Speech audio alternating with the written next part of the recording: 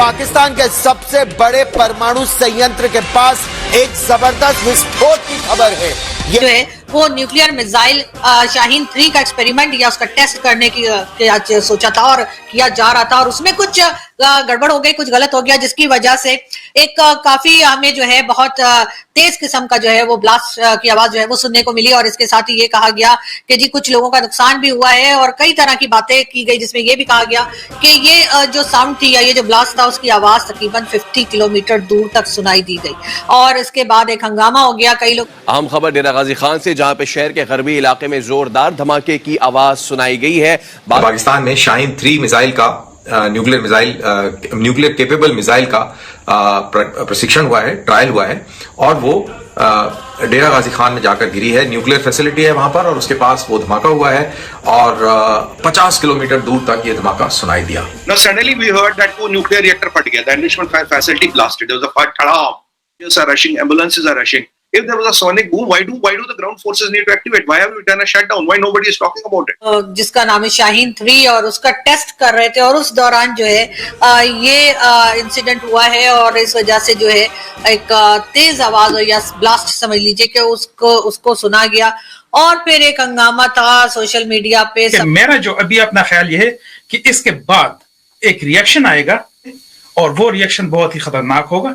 और ये जो इस वक्त जो आप देखेंगे कि अभी जो हमले हो रहे हैं ना, ये कुछ भी नहीं है। जो वो रिएक्शन करेंगे ना, वो आप देखेंगे खुद कि वो किस तरह से रिएक्ट करते हैं इन चीजों पे। तो फिर आप देखेंगे कि जाहिर है मतलब केपी और बलूचिस्तान में ही हमले होने हैं ना, और कहाँ पे होने हैं। तो फिर आप देखेंगे कि ये जो सिचुएशन है, सिक्योरिटी सिचुएशन, आप देखेंगे कि कितना जो है वो मजीद डिटेरियोरेट होगा ना। इससे तो यही आप खुद ही इसको देख लें, इसमें जितनी भी एजेंसीज होती हैं सारी इसमें इन्वॉल्व होती हैं इन चीजों में, ठीक है। इसमें बहुत सारी नंबर 1 वाले कहां हैं? यही बात है ना कि ये जो इतनी बड़ा सिक्योरिटी अपरेटस है, ये आखिर इन छोटे छोटे हमला आवरों को नहीं रोक सकते हैं, तो फिर आप इंडिया के साथ कैसे मुकाबला करेंगे?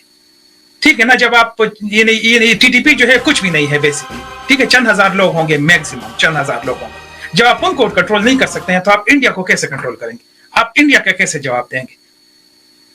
तो इससे जो है ना वो जो है वो जिसको कहते हैं कली खुल जाती है ना। यहाँ पे भी देखा कि कई एम्बुलेंसेस और उसके साथ साथ फायर ब्रिगेड की गाड़ियां जो है उनकी वीडियो या उनकी फुटेजेस जो है वो सोशल मीडिया पे चलना शुरू हो गई और एक के बाद एक हमने देखा कि वो गाड़ियां जा रही हैं। तो यकीनन कोई बड़ा हादसा हुआ है या हादसा होने की को छुपाया जा रहा है। क्या वजह है ये तो सभी जानते हैं। पाकिस्तान में कुछ भी हो जाए सबसे पहले उस चीज को हम छुपाने की कोशिश करते हैं, असल खबर को बाहर आने नहीं देते।